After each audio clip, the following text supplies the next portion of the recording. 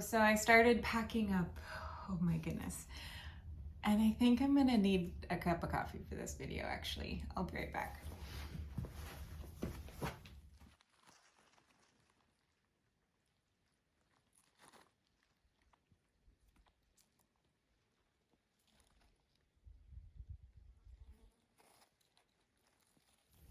Oh man. I'm sure you all know what moving feels like, and my brain is not present. I feel like I haven't been present all month. My brain is definitely elsewhere, planning out all the things that I should be doing next, and I can't wait. I mean, it's going to be worth it, and I'm so excited and so appreciative that this is something that we get to do together.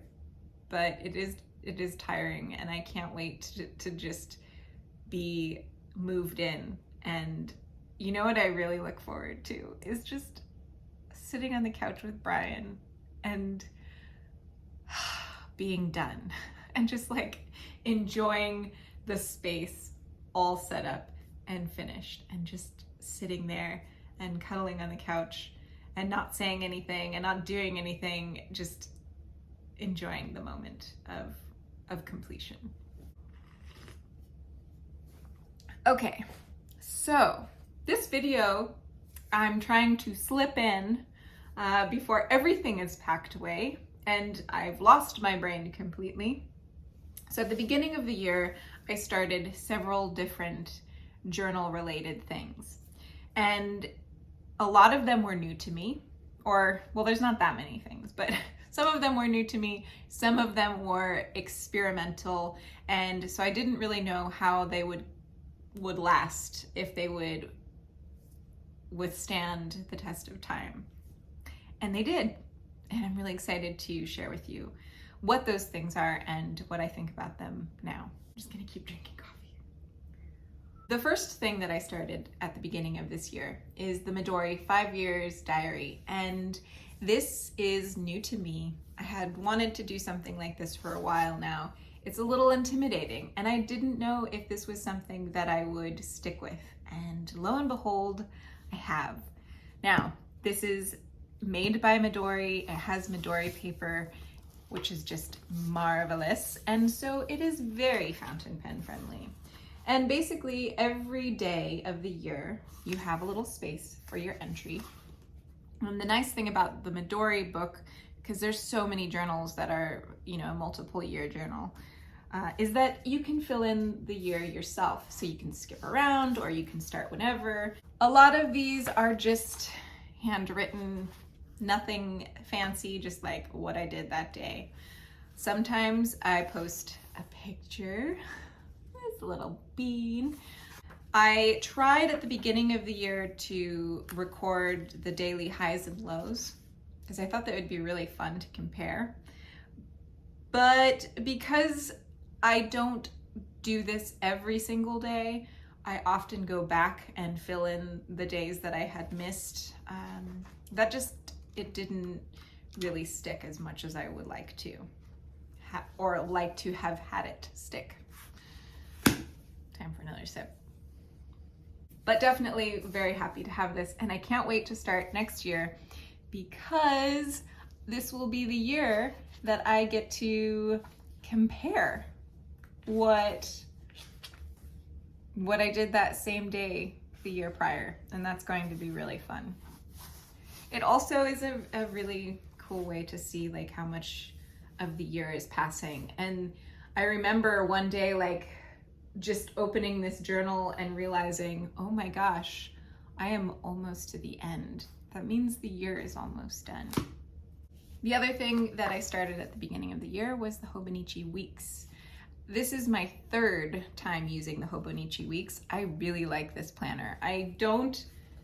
I'm not like a planner person. I don't do super detailed things, but there's a lot going on, and sometimes you don't want to forget. At the beginning of the year, I used this as a to-do list in the weeks section, and then always using this month at a glance for important things that I don't want to forget that I have to do that day, and then using the back of the pages for scrap and random notes that I have.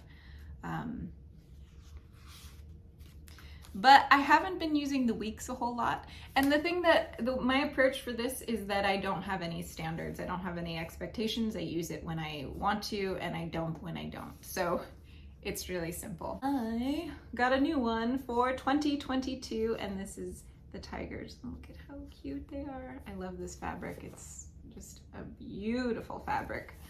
And I kind of wish I had kept my other two Hobonichis just so I could, you know, see them all together, and that makes me a little bit sad that I tossed them out. And actually, I threw them out in a move. Go figure. Because you know when you're moving and you just have so much stuff and you're like, I have too much stuff. Why am I holding on to all this stuff? This is a good time to purge. And so usually that happens. And then some things that maybe I wish I had hung on to, even though they absolutely serve no purpose anymore. I kind of wish I had them, like the Hobonichi Weeks.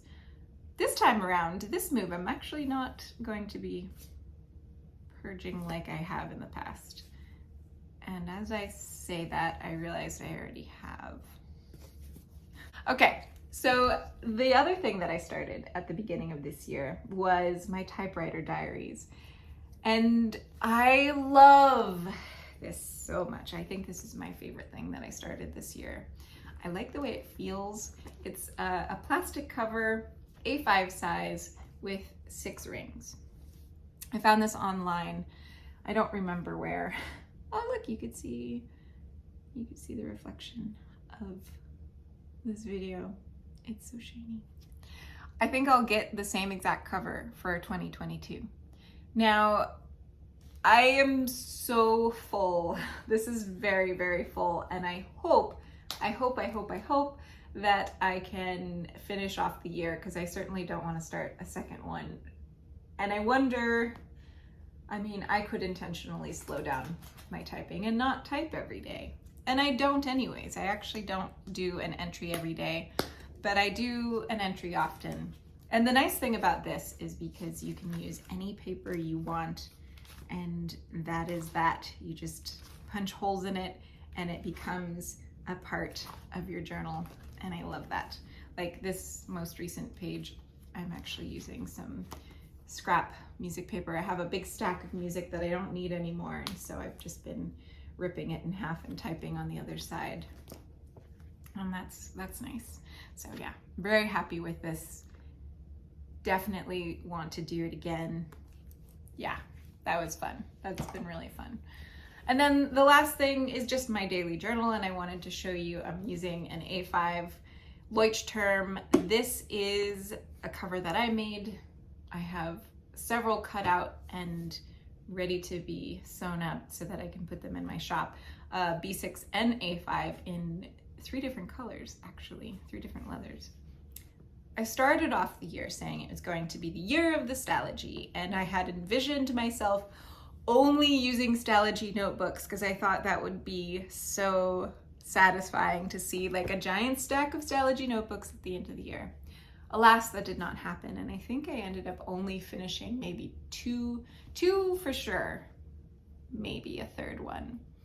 I don't know. At some point in the year, I just started missing the Leuchtturm notebooks because that's my favorite, and so I started off with a pocket-sized Leuchtturm, and then decided, you know, after doing that for a couple of notebooks, I wanted to spread out again.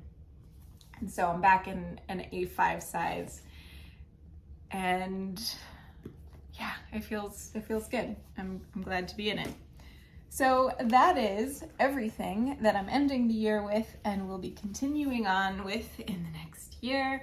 Thank you all for watching. I'll see you in the next video. I appreciate your patience, and I can't wait to show you the new space.